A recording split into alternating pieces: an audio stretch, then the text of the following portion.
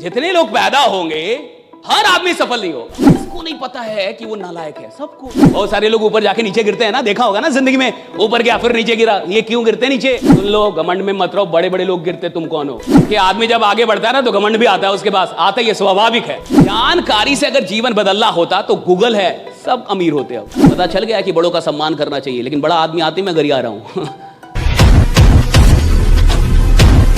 डालते हैं, सब थोड़े उगते हैं।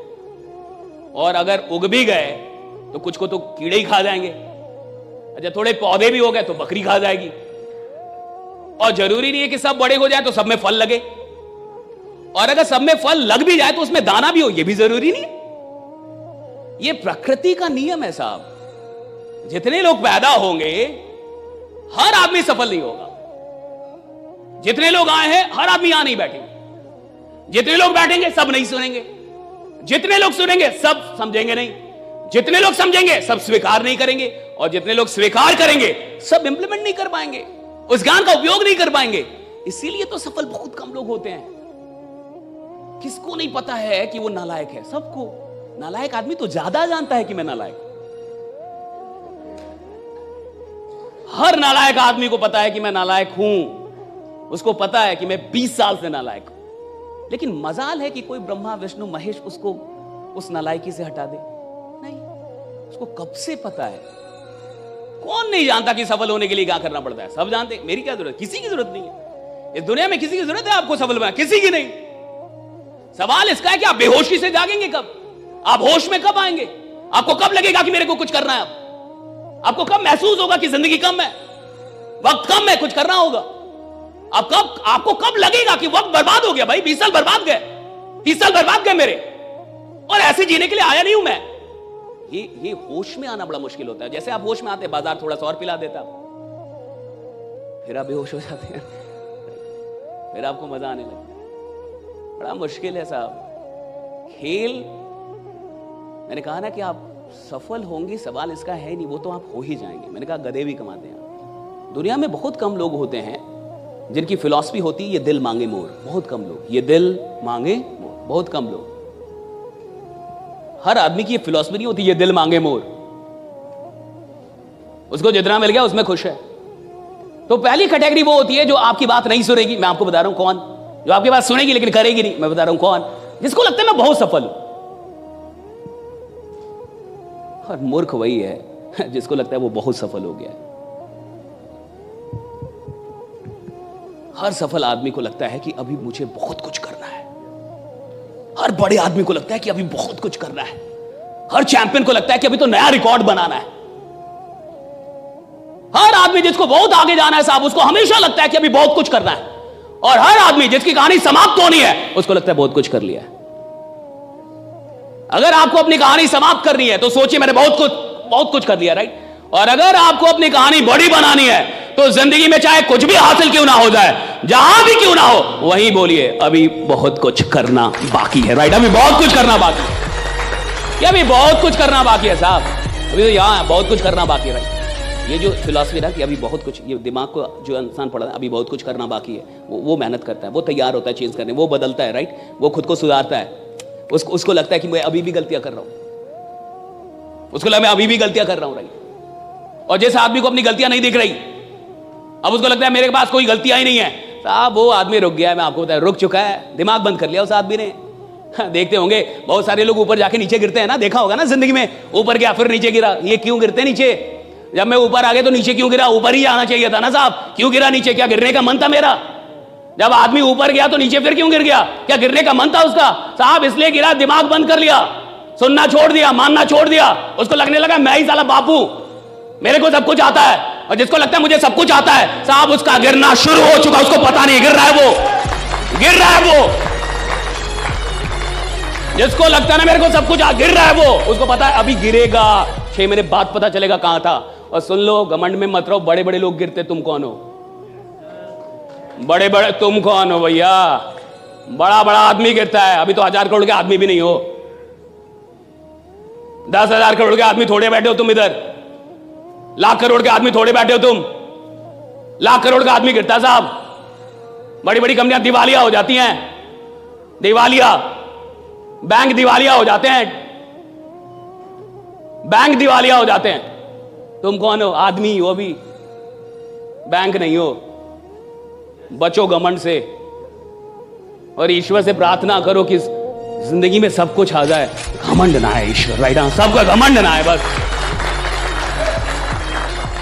देखिए, आदमी जब आगे बढ़ता है ना तो घमंड भी आता है उसके पास, आता ही है, स्वाभाविक है, आता ही है, हर आदमी के पास आता है, आना ही है। सवाल इसका है कि कौन उसे पहचान को दूर कर ले, कौन उसको पहचान ले कि मैं नहीं, ये घमंड आ रहा है, ये घमंड की प्रवृत्ति।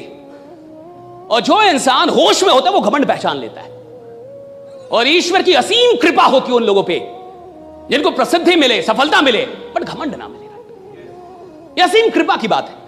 फिटनेस के लिए लोग क्या नहीं करते, इंटेंस वर्कआउट, क्रेजी डाइट्स और फिर छोड़ देते हैं। पर फिटनेस का सबसे आसान तरीका है वॉकिंग।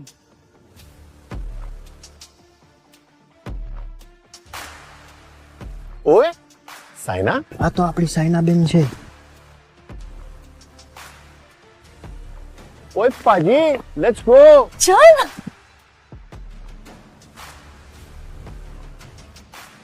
मचा, आई एम वॉकिंग। অভিযান মানে আমরা সবার আগে।